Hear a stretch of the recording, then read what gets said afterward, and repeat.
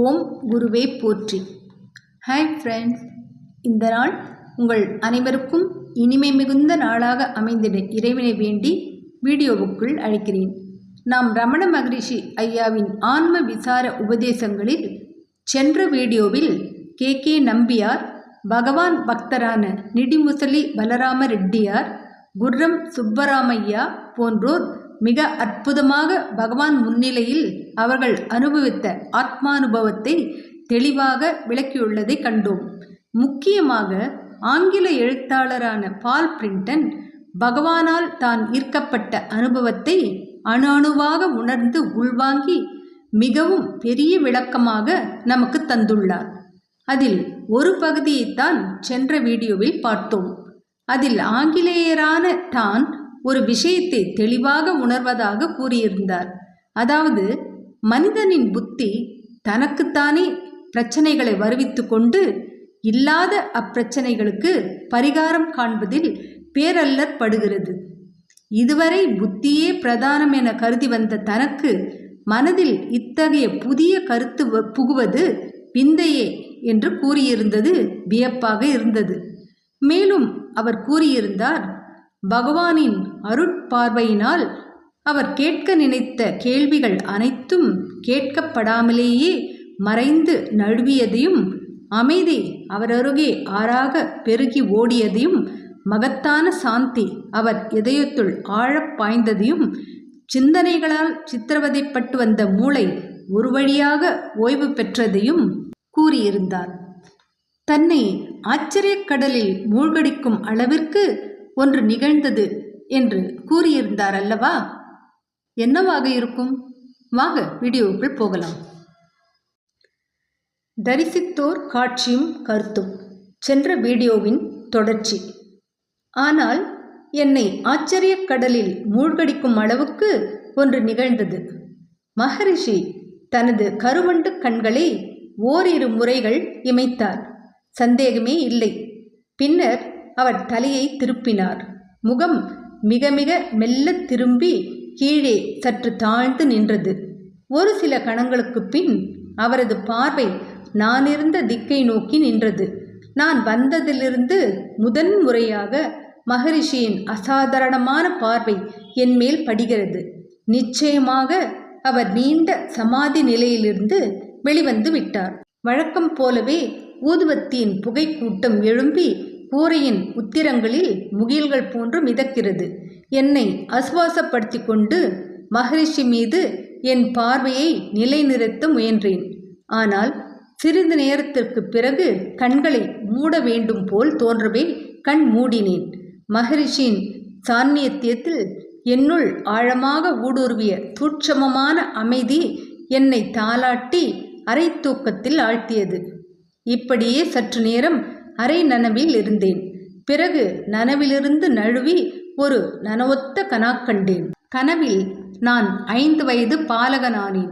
மகரிஷியின் கையை பிடித்தவாறே புனித அருணாசல மலை மீது வளைந்து செல்லும் ஒரு கரடுமுரடான பாதையில் நிற்கிறேன். ஆனால் அவர் என் அருகில் நெடிதுயர்ந்து நிற்பதை கண்டால் பன்மடங்கு வளர்ந்துயர்ந்து விட்டார் போன்று தோன்றுகிறது. ஆசிரமத்திலிருந்து என்னை அழைத்து கொண்டு அந்த இரவின் மையிருட்டில் அந்த பாதை வழியாக அழைத்து செல்கிறார். இருவரும் மெதுவாக செல்கிறோம். சற்று நேரம் கழித்து சந்திரனும் தாரகைகளும் எங்களை சுற்றி ஒரு மங்கிய ஒளி தந்தன.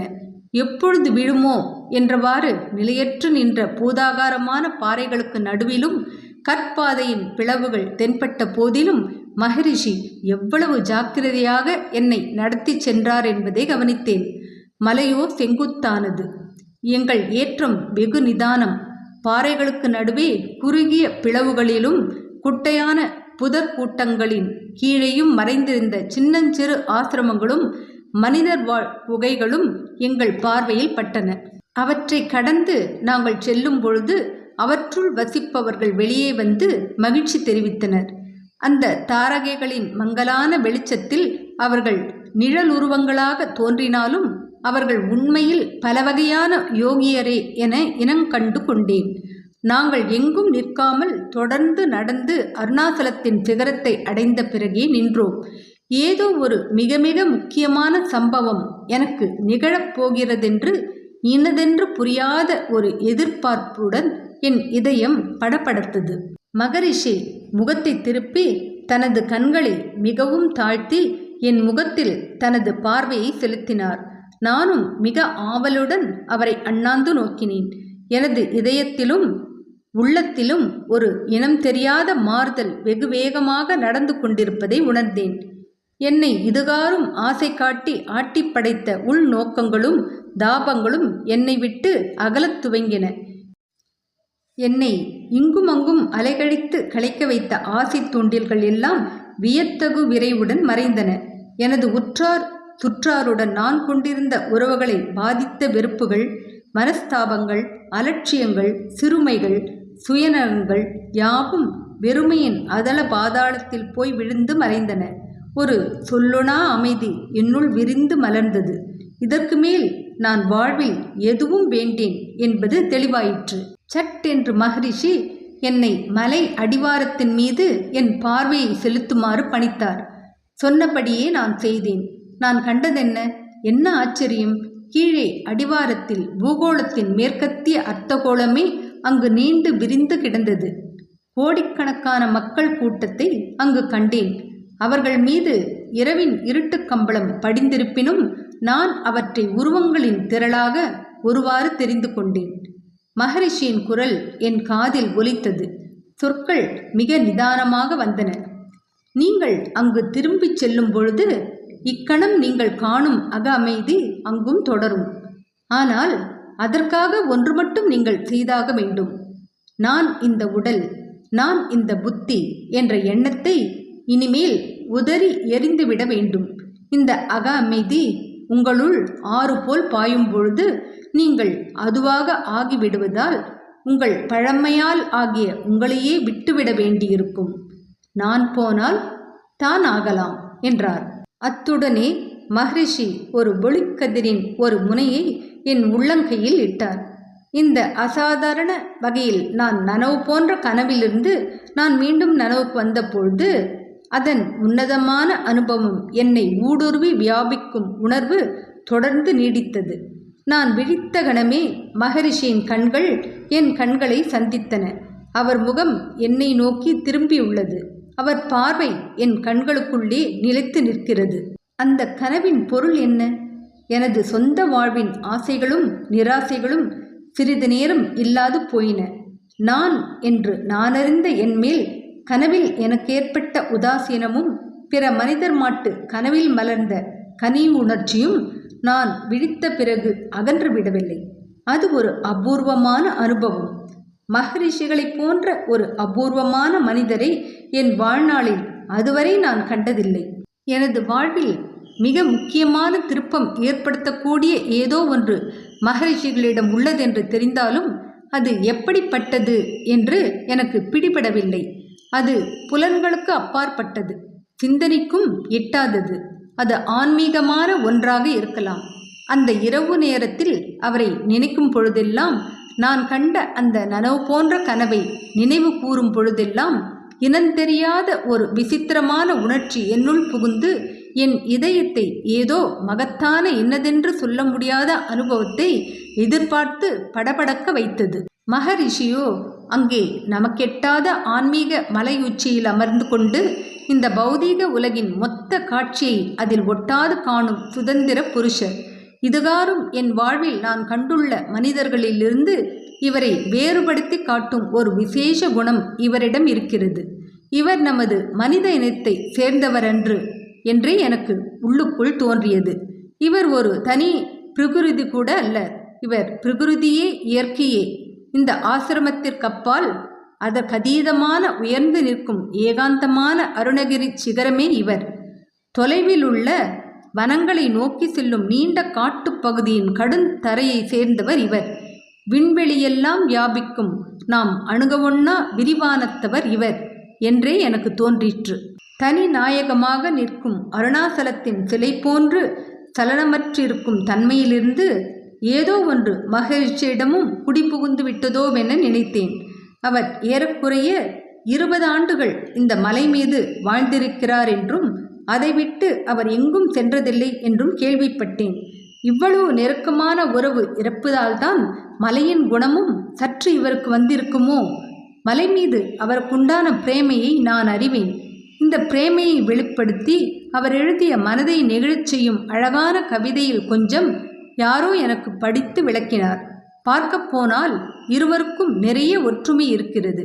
இந்த காட்டு பிரதேசத்தின் ஓரத்தில் உதித்து தன் தட்டையான தலையை வானோக்கி இந்த தனிக்காட்டு ராஜாவான மலை எழும்புவதை போன்றே பொது மனிதர்களான சமுதாய கானகத்தின் நடுவிலிருந்து இந்த விந்தை மனிதரும் தனிக்காட்டு ராஜ கம்பீரத்துடன் தலை நிமிர்ந்து நிற்கிறார். எப்படி இந்த திவ்ய தீபமலையான அண்ணாமலை இங்கு நம்மை சுற்றி எங்கும் காணப்படும் வெவ்வேறு குன்று தொடர்களினின்றும் தனித்து நிற்கிறதோ, அதே போன்று மகரிஷியும் தம்மை நேசித்து தம்முடன் பல்லாண்டுகள் வாழ்ந்து வரும் அன்பர்களால் சூழப்படினும் அசாதாரண ரீதியில் எவரிடமும் ஒட்டாது நிற்கிறார். இயற்கையின் எல்லா தோற்றத்திற்கும் உரித்தான வியக்தித்துவமின்மை, சலனமின்மை, ஊடுருவொண்ணா செறிவு எல்லாம் விந்தையான முறையில் இந்த புனித மலையில் பொதிந்துள்ளது போன்றே இவரிடமும் காணப்படுகின்றன. இது மலை தந்த பரிசோ? இதன் விளைவென்னவெனில் இந்த தன்மை இவரை அல்லலுற்ற சராசரி மனிதர்கள் அடங்கிய சமுதாயத்திலிருந்து நிரந்தரமாகவோ என்னவோ பிரித்துவிட்டது. சில நேரங்களில் நான் மகரிஷி மட்டும் இவ்வளவு அதிமனிதராக இல்லாமல் சற்று நம்மை போலிருந்தால் நமக்கு இயல்பாக தோன்றுகிற உணர்ச்சிகளுக்கு அவரும் பயப்படுபவராக இருந்தால் நமக்கு எவ்வளவு சௌகரியமாக இருக்கும் என்று என்னையும் அறியாமல் நினைத்து பார்த்திருக்கிறேன்.